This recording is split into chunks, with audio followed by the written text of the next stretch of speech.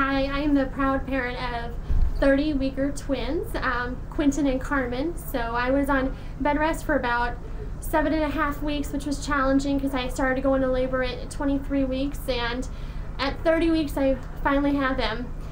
It was something with my doctor that they kept saying, could you just get through to the next day? Just get through the next day. And don't look at next week, just look at the day and see if you could get through it. Sometimes I was in the hospital for weeks on end, or I was at home, and I just really wanted to care about my babies. That's what I loved. At birth, they were 2 pounds 4 ounces, and my son was 1 pound 13 ounces. They were really small.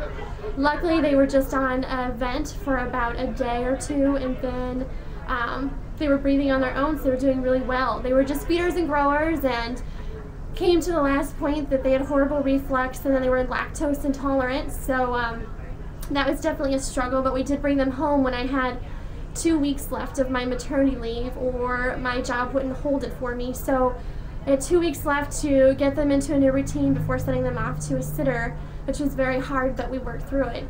To this day, they are the light of each other's lives. I mean, they wake up and they're looking for the next one. I mean, being a mother of twin is definitely interesting, but they're still small, of course. My daughter is about 4 pounds larger than my son, and she actually has a nickname for my son, which is Bubba, which is kind of apropos because he's so small.